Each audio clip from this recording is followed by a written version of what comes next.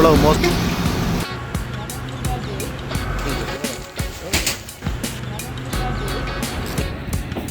வணக்கம். நான் உங்கள் கேடி பாரதி. நாங்கள் இன்றைக்கு நிற்கிறது ஏனையின் 55க்கு அருகாமையில் நிற்கிறேன். இதில் ஒரு பாரிய விபத்து ஒன்று நடந்திருக்கு. அதுவும் நின்ற லோரிக்கு பின்னால் வந்த லோரியை அடித்து மிகப்பெரிய சேதம். ஒரு லோரியை வந்து போலீஸ் ஸ்டேஷனில் கொண்டு போயிட்டோம். அடுத்த லோரி இதில் இருக்குது. காயங்கள் எதுவும் இருக்கா இல்லையான்றதுலாம் எனக்கு தெரியாது. இந்த காணொலியை பார்க்குறீங்க ஒரு விழிப்புணர்வோடு இதை பாருங்கள். இனியும் நீங்களாவது கொஞ்சம் அலர்ட்டாக இருக்கணுமன்றதை கேட்டுக்கொண்டு காணொலியை நீங்கள் வந்து சப்ஸ்கிரைப் பண்ணலையாண்டா சப்ஸ்கிரைப் பண்ணுங்கள், லைக் பண்ணுங்கள், ஷேர் பண்ணுங்கள். காணொலியை ஃபுல்லாக பாருங்கள். வாங்க பார்ப்போம்.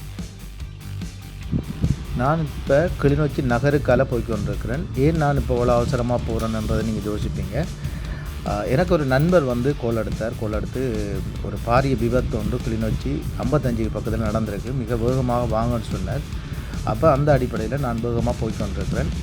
ஏன் அந்த ஆக்சிடென்ட் என்ன நடந்தது என்னன்ற பிரச்சனையெல்லாம் நாங்கள் முழுமையாக பார்க்க இருக்கிறோம். அண்மை காலமாக எங்களோட பிரதேசங்களில் வந்து வடக்கு கிழக்கு பகுதிகளை பொறுத்தளவில் விபத்துக்கள் கூட நடந்து கொண்டிருக்குது. அதுக்கும் வந்து நித்திர தூக்கத்தால் கூடுதலான வேக கட்டுப்பாடும் நித்திர தூக்கம்னு சொல்லலாம். அண்மையில் கூட நாங்கள் கொக்காவில் பகுதியில் ஒரு விபத்து நாங்கள் இப்போ 2-3 நாளைக்கு முதல் ஒரு காணொலி பதிவு செய்திருந்தேன். அதுவும் வந்து நின்ற வாகனத்துக்குத்தான் பின்னால் வந்த ஒரு டிப்பர் அடித்ததில் அதுலேயும் ஒருவர் காயப்பட்டுன்னு சொல்லிக்கணும். அதே போல் இதுலேயும் வந்து காயம் என்று சொல்லினோம். ஒருவர் வந்து படும் மோசமான காயத்தை ஏற்படுத்தினார். ஆனால் உண்மையில் எனக்கு என்ன தெரிஞ்சில்லை. நான் கிட்ட போய் பார்த்தா தான் தெரியும் என்ன நடந்தது. நான் கிட்ட வந்து கிட்ட ஒரு அளவு கிட்ட வந்துட்டேன். 2 லொரிகள் சொல்லினோம். 2 லொரி என்று தான் எனக்கு கிடைக்கணும். ஒரு லொரி நின்ற லொரிக்கு பின்னால் வந்த லொரி என்று அடிச்சிருந்தார் காயம். உதாரணத்துக்கு ஒரு சைட் பண்ணிக்கிற லொரிக்கு வந்து பின்னால் வர லொரி அடிக்குதுன்னு சொன்னால் அது வந்து அவர் நித்திர தூக்கம் இருக்கலாம். அல்லது ஏதோ ஒரு சம்பவம் அவருக்கு இருக்கலாம். வாகனத்தில் ஏதாவது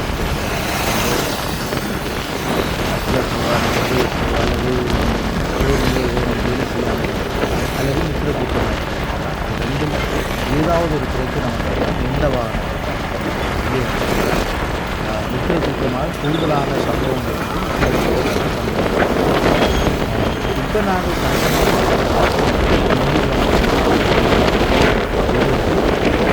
நகருக்குள்ளே இருக்கிற ஆதார வைத்தியசாலை முன்னால் தான் நான் இருக்கிறேன். இன்னும் சொத்த நேரத்தில் வந்து 55 கவர் எடுத்து இந்த விபத்து நடந்திருக்கேன். பெரிய கவர் தெரியும் நினைக்கிறேன். ஆனால் இருந்தாலும் நான் வேகமாக போய்கொண்டிருக்கிறதால உங்களுக்கு நான் காட்டிக்கொள்ள முடியலை. தவிர எனக்கு முன்னாடி வந்து சின்னமாக தெரிவிக்கிறேன். ஆலயத்தையும் கடந்து அந்த வாகனங்கள் கூடுதலாக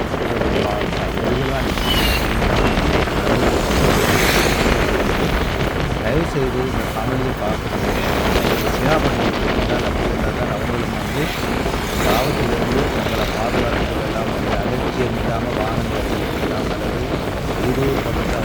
இதுதான்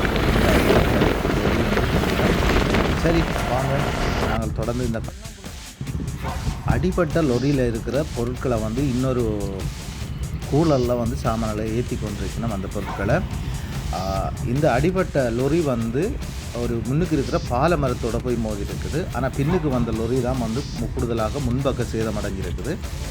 எப்படி இருந்தாலும் உண்மையில் பாருங்கள் இவ்வளோ ஒரு சொல்ல முடியாது. இதிலிருந்து ஒருவர் மிக மோசமான முறையில் காயப்பட்டிருக்கிறான்னு சொல்லினோம். அவருக்கு ஒரு காலம் துண்டிக்கப்பட்டுன்னு சொல்லினோம்.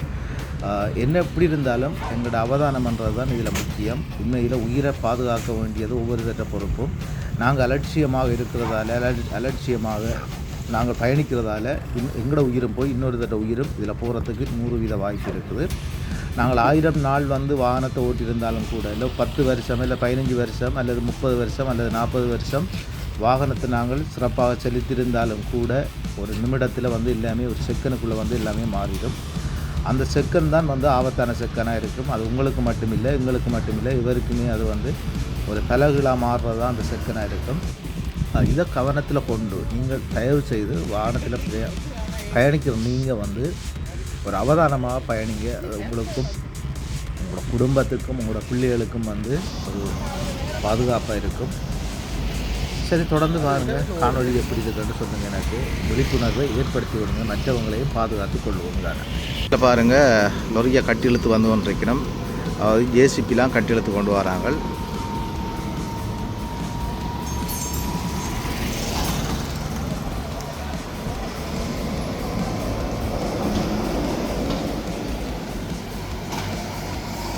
ஜேசிபியை வந்து வீதி போக்குவரத்து போலீஸார் வந்து பாதுகாப்பு ஒழுங்குபடுத்தி கொண்டிருக்கணும். கட்டியெழுத்து கொண்டு வரதை நாங்கள் பார்க்குறோம். இதுதான் அந்த விபத்துக்குள்ளானது. இந்த லொரி தான் பின்பக்கத்தால் வந்து அடித்தான்னு சொல்லினோம். இந்த லொரி வந்து பின்பக்கத்தால் அடித்தான்னு சொல்லினோம்.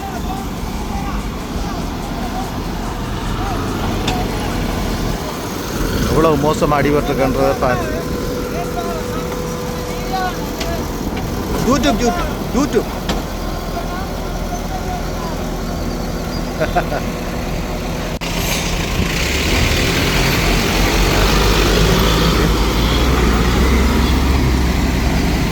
எவ்வளோ மோசமான முறையில் அடிபட்டிருக்கண்டு பாருங்கள். இவ்வளோ வேகமாக வந்து இந்த போலீஸார் தான் இதை ஒழுங்குபடுத்தி கொண்டு போய் கொண்டிருக்கணும். உண்மையில் நித்திர தூக்கம் தான் எல்லாத்துக்குமே காரணம். அதுதான் முக்கியமான விஷயம். நித்திர தூக்கத்தால் இவ்வளோ பிரச்சனை வருதுன்றதை நீங்கள் ஓரளவு இதில் பார்க்க தெரியும். நாங்கள் நேற்று போட்ட காணொலியிலையும் அது சம்மந்தமாக நாங்கள் காய்ச்சி போட்டிருக்கிறோம். நித்திர தூக்கம் வந்ததால் இவ்வளோ பிரச்சனை வருதுன்றதில் நீங்கள் அறிஞ்சு கொள்வீங்க.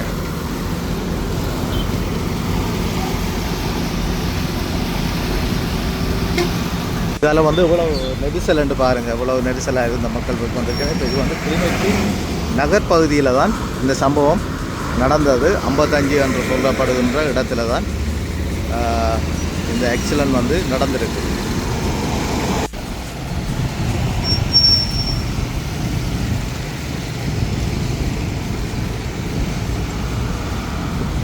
அனைவருக்கும் வணக்கம். இது 55 கிட்ட ஒரு லொரி அடிபட்டிருக்குது. 2 லொரி பின்னுக்கும் முன்னுக்கும் அடிபட்டிருக்குது. இதைத்தான் நாங்கள் இப்போ பதிவு செய்ய போகிறோம்.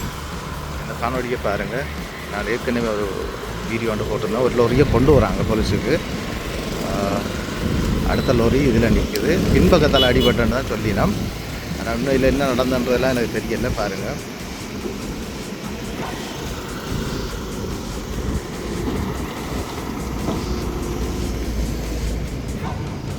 இது வந்து A9 அடிபட்டிருக்குது. A9 55 டவர்லேருந்து ஒரு கொஞ்சம் தூரத்துக்கு அடிபட்டிருக்குது. ஆனால் பின்னால் அடித்தான்னு தான் சொல்லி நம்ம வந்து பின்னால் அடிபட்டிருக்குதுன்னு சொல்லி.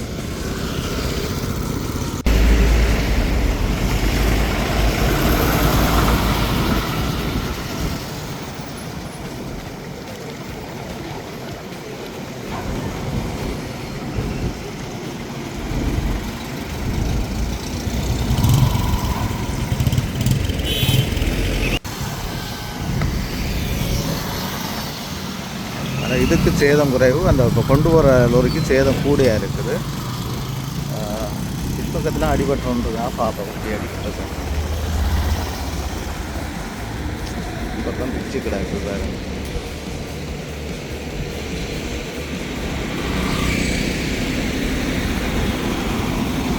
காலமேண்ட வழியாக கொஞ்சம் நெரிசலாக இருக்குது. வாகன நெரிசல்கள் கூடையாக இருக்குது. வந்து நின்ற லொரிக்கு பின்னால் வந்த லொரி தான் அடிச்சிருக்கு. அது கடுஞ்சேதம். அதை வந்து கொண்டு போயிட்டு நம்ம சொல்லினோம். இதை வந்து கொண்டு வரதுக்கான ஏற்பாடுகள் செய்யணும். இது பெரிய சேதம் இல்லை. அது பெரிய சேதம். நான் தரக்குள்ளே கட்டி இழுத்து ஜேசிபியால் கட்டி இழுத்து கொண்டு போயினோம். அடிபட்டு இந்த லொரி தான் இப்போ அடிபட்ட லொரி. இது வந்து நின்ற லொரி.